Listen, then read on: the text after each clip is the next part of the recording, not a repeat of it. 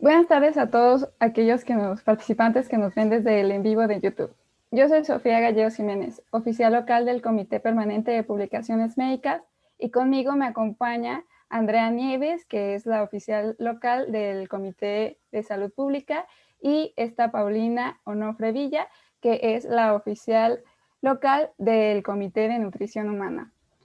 Y el día de hoy vamos a tener nuestra primera sesión, que es la relación de COVID-19 y la deficiencia de vitamina D, a cargo del doctor Oscar Rosero, que sus redes en Instagram es Endocrino Rosero, y pues él es el principal investigador en el Departamento de Endocrinología de Villavicencio, en Colombia.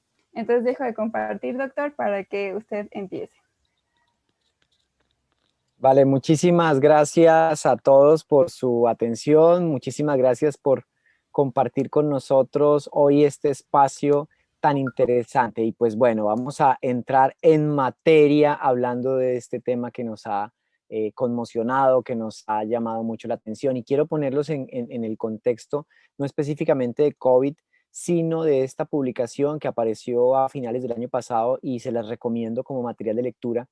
Es la Guía Iberoamericana para el Tratamiento y Suplementación de Vitamina D. Es lo más actualizado para población latina. Fueron muchos países, incluido España y Portugal. Estoy incluido yo como coautor. Y es bien interesante lo que nos facilita el camino en torno a la comprensión de las necesidades. Pero hoy nos vamos a hablar específicamente de COVID inmunidad. Y quiero empezar recordándoles la importancia que siempre ha tenido el Sol con la Tierra. La Tierra siempre ha tenido una relación muy cercana con el Sol. Dependemos del Sol fundamentalmente para poder vivir, para poder tener un desarrollo óptimo, y esa relación siempre ha existido. Sin embargo, han habido momentos en la historia evolutiva en las cuales se ha roto la relación entre el Sol y la Tierra, como por ejemplo la revolución industrial más recientemente.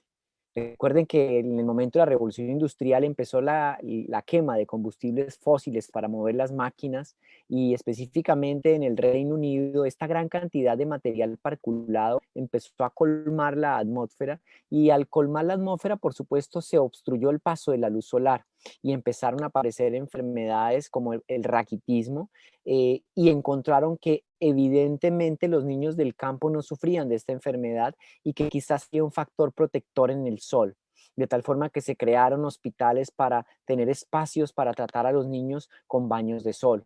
Hasta principios de 1900 el único tratamiento disponible para la tuberculosis también era el sol. ¿Y por qué la infección y por qué esta relación? Ya lo vamos a entender un poco cuando ahondemos en lo que es la biología de la vitamina D, que tenemos que recordar que más que una vitamina es una verdadera hormona, y como verdadera hormona ejerce sus acciones a distancia. Un recorderis biológico importante para que tengamos en cuenta: la vitamina D como hormona se produce esencialmente en la piel. Nuestra piel, el 7-dehidrocolesterol, por acción de la radiación ultravioleta B y por acción térmica, se convierte en previtamina D3 y posteriormente en vitamina D3, que viaja al hígado para sufrir una primera hidroxilación y luego va a los riñones para sufrir una segunda hidroxilación. Producto de esta segunda hidroxilación aparece la 1,25-hidroxivitamina D, que es la parte activa de la vitamina D. Esta tiene una función básica y fundamental en la economía del calcio, y es favorecer la absorción intestinal del calcio y bloquear la eliminación de calcio a nivel renal, moviendo, por supuesto, a través de las paratiroides y muchas otras funciones a nivel del metabolismo fosfocálcico. La vitamina D viaja siempre unida a una proteína que es la proteína transportadora de vitamina D, y es muy importante sobre todo en situaciones de desnutrición, en situaciones que a veces se hace difícil la suplementación de vitamina D. ¿Qué es lo importante de entender para que podamos ahondar en el tema inmunológico? Que más allá del tema de metabolismo cálcico, más allá del tema de metabolismo óseo, sabemos hoy en día que existen receptores de vitamina D en toda la economía corporal. Toda nuestra economía corporal tiene receptores de vitamina D: músculo cardíaco, músculo estriado, cerebro, riñones y por supuesto el sistema inmunológico. Y es tan importante el receptor en el sistema inmunológico que ya vamos a ver cómo nos permite interactuar mejor o responder mejor a las infecciones. ¿Cómo actúa la vitamina D? Recuerden ustedes que finalmente no es una vitamina, es una verdadera hormona. Y como hormona actúa a través de su mecanismo de acción genómico. y no genómico. Pero el genómico es el más importante porque ella se dimeriza con el receptor de ácido retinoico, el receptor de vitamina D se dimerizan y a nivel nuclear van a generar un proceso de transcripción. ¿En qué se traduce eso? En síntesis proteica. Esa síntesis proteica puede ser en la célula beta pancreática estimulando la producción de insulina. Puede ser en cualquier célula de la economía corporal que ya sabemos que muchas y casi todas tienen receptores de vitamina D.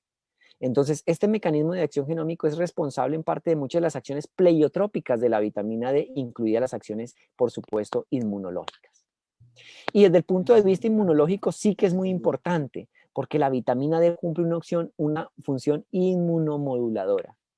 ¿Qué quiere decir esto? Que básicamente regula la producción de citoquinas en los linfocitos y regula la síntesis de inmunoglobulinas en los linfocitos B.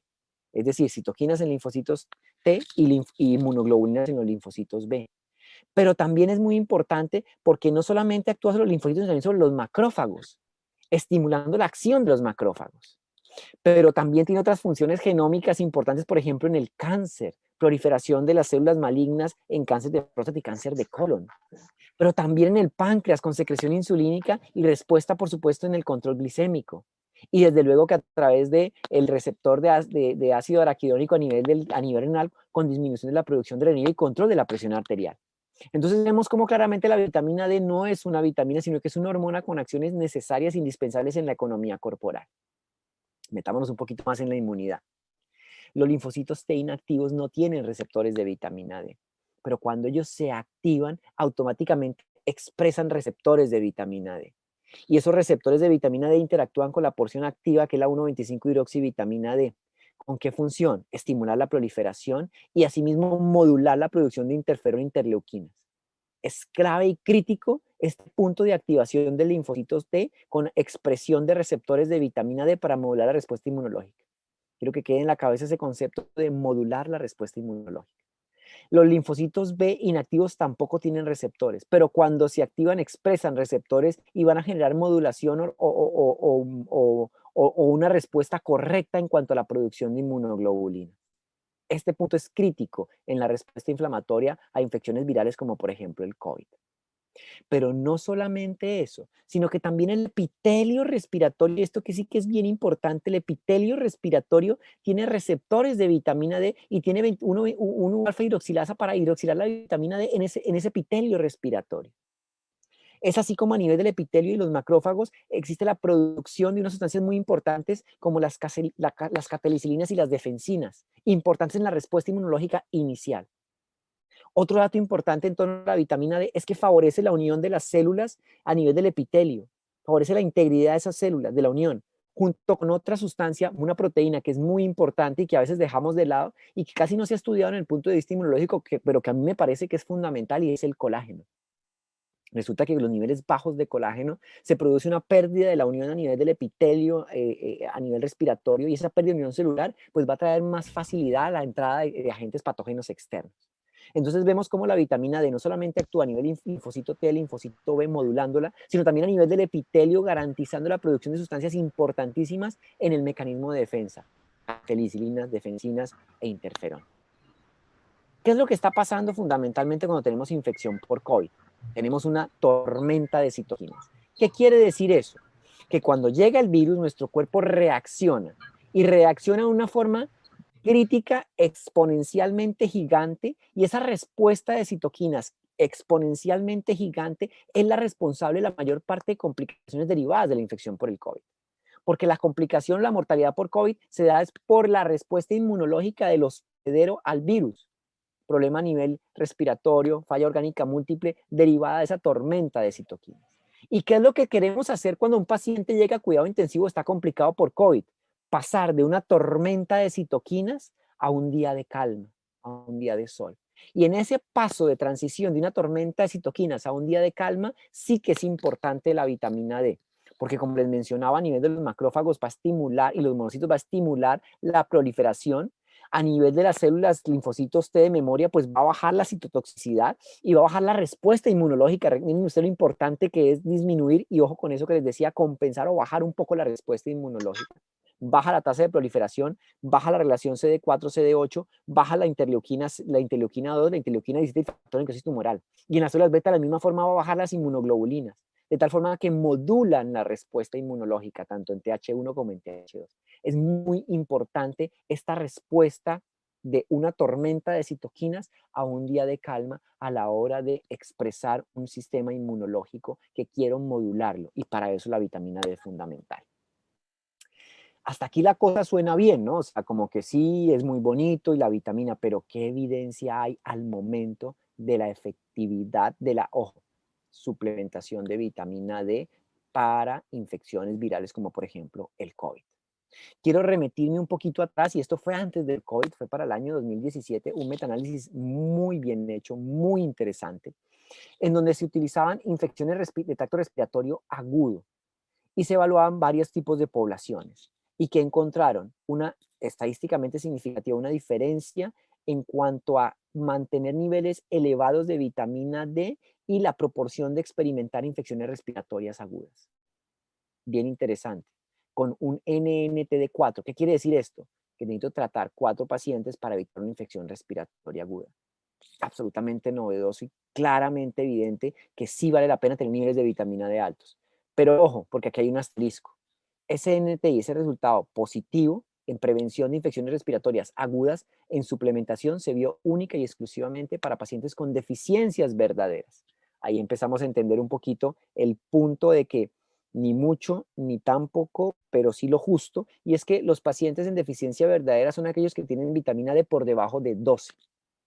Esos fueron los pacientes que se beneficiaron de la suplementación. Entonces ya empiezo a entender que cuando está muy baja, mi sistema inmunológico está muy mal y que suplementarla va a ser muy bueno. Ahora, ¿qué pasa actualmente? ¿Qué tenemos entonces de datos en relación con el COVID? Ese es un trabajo publicado en septiembre bien interesante porque se evaluó pacientes positivos, 191,000 pacientes en Nueva York positivos de COVID, y se quiso saber si existía un aumento en la tasa de positividad de la infección según el valor de vitamina D. ¿Y ustedes qué creen que pudo haber ocurrido? Por supuesto que a medida que los niveles de vitamina D están más bajos, la tasa de positividad de COVID es muy alta. Entre más bajos los niveles de vitamina D, más posibilidades tengo de infectarme. Y entre más altos los niveles de vitamina D, la posibilidad de infectarme va bajando exponencialmente. Y entonces ya tenemos que por debajo de 40 la tasa de infección o riesgo de infección es significativamente baja. ¿Existe alguna diferencia de edad? Pues el estudio no mostró diferencia significativa entre menores y mayores de 60 años. O sea que a la luz de la evidencia, tener niveles por encima de 30 nanogramos por mililitro de vitamina D son favorecedores a la hora de evitar infecciones. En cuanto al género, tampoco hay diferencia. Ya sé que quizás me infecto menos si tengo mis niveles de vitamina D por encima de 30, idealmente entre 40 y 50. Pero si ya me infecté, ¿la vitamina D mejoraría los desenlaces? Este trabajo es bien interesante y aquí volvemos otra vez hacia atrás. Fíjense que aquí estamos hablando de una infección actual y un tema actual que es el COVID, pero también remitiéndonos a referencias y publicaciones previas. Este fue una publicación de Critical Care en el 2015. Interesantísimo, porque tomaron un grupo de 200 pacientes hospitalizados con sepsis y les dieron una dosis de carga de 400,000 unidades de vitamina D y evaluaron 2 marcadores importantísimos: la catelicilina, que les dije que era una proteína importantísima de respuesta inmunológica, y la proteína C reactiva. ¿Qué pasó? Que los pacientes que recibieron la dosis de 400,000, sí, evidentemente subieron los niveles de vitamina D, pero lo importante es que significativamente aumentaron los niveles de catelicilina y significativamente disminuyeron los niveles de proteína C reactiva, es decir, bajó la inflamación y aumentó la respuesta inmunológica. 400,000 unidades en bolo en cuidado intensivo. No se ha replicado, es muy interesante lo que pasa en infecciones severas, en sepsis, en pacientes en cuidado intensivo, eso es de 2015. ¿Y qué hay de los pacientes actualmente en COVID? Se tomó una corte de pacientes de 235 pacientes con COVID, 74% con enfermedad severa. 74% de pacientes con enfermedad severa. ¿Y qué pasó? Que niveles por debajo de 30 se asociaron a mayores desenlaces negativos: inconsciencia, hipoxia, proteína C reactiva, conteo de linfocitos bajo y severidad. Fíjense ustedes estadísticamente cómo a niveles muy bajos de vitamina D, por debajo, muy bajos no, ni siquiera, por debajo de 30, se asocia claramente a peores desenlaces en cuanto a complicaciones por la infección por COVID. Y no solamente eso, sino también la tasa de mortalidad. Interesante Evidentemente, fíjense ustedes cómo a medida que a medida que bajan los niveles de vitamina D, aumenta la tasa de mortalidad. Y a medida que mejoran los niveles de vitamina D, disminuye la tasa de mortalidad. Entonces tenemos ya evidencia fisiológica de que la vitamina D o la hormona D interviene activamente en el sistema inmunológico. Evidencia pasada, evidencia reciente que dice que entre más altos los niveles de vitamina D, menos riesgo de infección. Y ya evidencia en COVID en cuanto a severidad que dice que entre más altos los niveles de vitamina D, menor severidad voy a tener de la enfermedad y menos progresión o riesgo de progresión hacia la muerte. Hay una cosa importante que quiero llamar la atención en este momento, y es que cuando hablamos de valores de vitamina D, los valores no son indicadores de enfermedad, sino de posibles factores de riesgo para enfermedad. Y acá sí que es muy importante, porque los niveles bajos de vitamina D de 30 es un factor de riesgo conocido y documentado para severidad por infección por COVID. Es bien claro, no estoy enfermo por tenerlo por debajo de 30, pero es un factor de riesgo claro para severidad, mortalidad y complicaciones derivadas del COVID. Ahora, ¿por qué la pandemia? ¿Por qué más en los pacientes ancianos? Claramente, a medida que avanza la edad, disminuye la síntesis cutánea de vitamina D y aumenta la destrucción por la 24-hidroxilasa de la vitamina D. Y fíjense ustedes cómo a medida que envejezco se disminuye por encima de los 65 años, se disminuye en un 75% la síntesis de vitamina D comparado con la población joven. Por eso la población adulta mayor tiene más déficit de vitamina D y tiene, por supuesto, más riesgo de complicación. Es una población que necesariamente va a necesitar suplementación. ¿Y por qué lo digo? Porque si ya el sol ya no, después de los 65, no es disminuye un 75% la capacidad de síntesis, no tiene sentido sobreexponernos al sol a esa edad. Si somos jóvenes, sí lo necesitamos y nos va a hacer muy bien, pero si somos mayores necesitamos una suplementación. Ojo, mantener la vitamina D siempre por encima de 30. ¿Cuál es el objetivo del intervalo? Si tengo niveles por debajo de 20 nanogramos, pues tengo que subirla rápidamente y en general dosis de 6.000 unidades al día por 6 semanas pueden ser suficientes.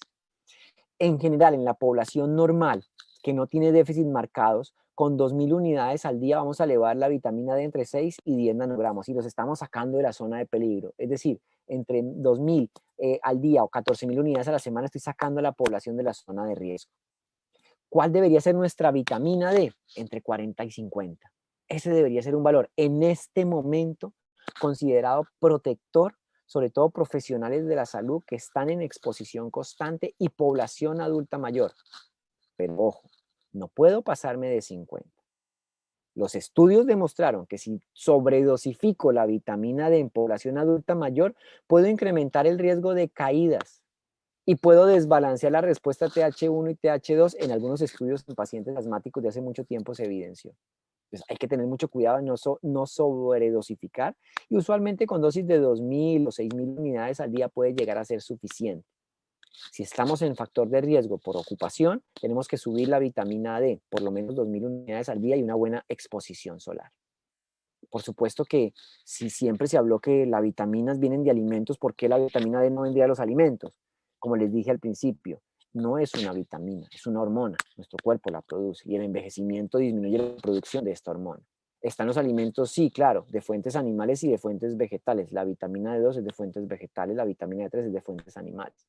Pero las concentraciones presentes en los alimentos son muy bajas para generar un impacto positivo a la hora de desenlaces en salud. Por ejemplo, el huevo tiene 20 unidades de vitamina D, es muy bajo. Una leche fortificada puede tener hasta 100 unidades. La leche no fortificada no tiene ni 10 unidades. Un salmón fresco puede tener 400 unidades, pero el salmón de criadero no alcanza a tener 400 unidades. Conseguirlo con alimentación va a ser muy complejo. De ahí que la suplementación sí puede ser una recomendación para población de riesgo, para población adulta mayor. Y ya para finalizar, recordarles el refranero popular: donde entra el sol, no entra el médico. No solamente hablando de vitamina D, todo el sistema inmunológico se ve influenciado por la fotobiología. Necesitamos exposición solar sí o sí. No hay chance de que esto no sea así. Y si somos mayores, una buena suplementación sería el ideal. Muchísimas gracias a todos por su atención. Recuerden, piensen positivo, coman bien, hagan ejercicio y siéntanse bien para vivir verdaderamente saludables. Una saludo muy especial a ustedes. Recuerden, estoy en Instagram como Endocrino Rosero, en YouTube como Endocrino Rosero, en Twitter y en Facebook como Endocrino Rosero. Ha sido un placer compartir estos minutos con ustedes. Espero que haya quedado lo suficientemente claro el mensaje, la importancia de la vitamina D en este momento de pandemia y por supuesto que quedo atento a cualquier tipo de dudas o sugerencias. Muchas gracias. Bueno, pues muchísimas gracias al doctor Oscar Rosero. Una excelente presentación, la verdad estuvo muy interesante. Y pues vamos a dar un minutito por si alguien tiene dudas o preguntas. Aquí está el doctor y pues con todo gusto nos ayudará a responderlas.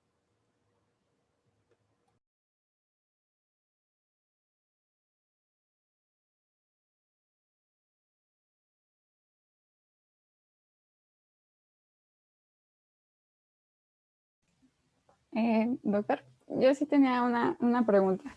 Por lo mismo de que pues, todos estamos en confinamiento y pues no podemos salir mucho a tomar el sol, o bueno, sí podemos, pero pues estamos más en la casa así. O sea, ¿cree que, o sea, eso sí sea como un problema que haya pues mayor deficiencia de vitamina D y por eso haya también, o sea, haya como una relación en el aumento de casos? Definitivamente. Un factor de riesgo incluso en población joven es el déficit de vitamina D y ahorita curiosamente por la situación de confinamiento me están llegando muchos pacientes jóvenes con niveles por debajo de 20, incluso niveles por debajo de 10. Yo creo que yo personalmente no me suplementaba anteriormente porque vivo en una zona soleada, pero en este momento sí estoy tomando suplementación de vitamina D porque sé que es un factor importante en la inmunidad y pues no está de sobra suplementarlo porque no tenemos el tiempo suficiente de exposición solar por la pandemia, por el confinamiento, por el uso de bloqueadores y por todo lo demás. Yo creo que sí vale la pena. Doctor, por aquí tienen otra pregunta. ¿Quieren saber qué es lo que sucedería en caso de que existiera una sobredosis de vitamina D que se tomara como por un tiempo muy prolongado? ¿Qué es lo que podría pasar? Es buena pregunta. La sobredosificación de vitamina D es rarísima. No, normalmente cuando se toma el sol, así se tome todo un día, que se vaya para Cancún y se asole todo el día, no va a tener una intoxicación de vitamina D. Por ejemplo, en un día de sol uno puede llegar a sintetizar hasta 100.000 unidades de vitamina D. Es muy rara la intoxicación, pero en casos que se han visto por dosis muy altas, se presenta esa hipercalcemia y posibilidad de arritmias cardíacas. Pero es muy, muy, muy, muy exótico. El problema no es tanto la intoxicación, sino la sobredosificación en población adulta mayor, en ancianos. Pacientes ancianos, los estudios demostraron que dosis muy altas de vitamina D asocian a incremento del riesgo de caídas. Y por supuesto que en este momento no queremos que ellos se caigan y que vayan a terminar en un servicio de urgencias por una caída, básicamente eso. Por aquí hay otra pregunta, doctor. En muchos pacientes en principio de la enfermedad les recetan esteroides. En esos casos, además de quitar los esteroides, ¿sirve el suplemento con vitamina D? Toca. El esteroide modula la respuesta inmunológica y en casos de severidad, no en los casos leves, sino severos, los esteroides demostraban beneficio en reducción de mortalidad y por supuesto que suplementar vitamina D. Yo creo que una pauta estándar de pacientes con severidad debería ser suplementar en cuidado intensivo vitamina D y antes de llegar allá si se necesita. O sea, aquí el punto clave es que no hay muchas cosas de las cuales echar mano y quizás la vitamina D sí es un factor que ha impactado positivamente. Desde siempre se sabe, niveles bajos de vitamina D más riesgo de infecciones, entre más altos sin ir a exceder de 50, que es generalmente un valor seguro, va a estar. Y eso se logra generalmente para una persona joven con 2.000 unidades de vitamina D al día es suficiente y una persona adulta mayor personalizar, pero con 1.000 a 2.000 unidades al día es suficiente. Ok, muchas gracias. Y otra pregunta que viene del grupo de WhatsApp. Dicen que si los alimentos altos en vitamina D se podrían considerar preventivos para el COVID-19. No hay forma. La dosis de vitamina D en los alimentos es relativamente baja. Recuerden que es que no es una vitamina, es una hormona que produce la piel, que viene en algunos animales, pues, pues sí, pero la concentración es demasiado baja como para tener algún efecto benéfico a nivel de desenlace de salud.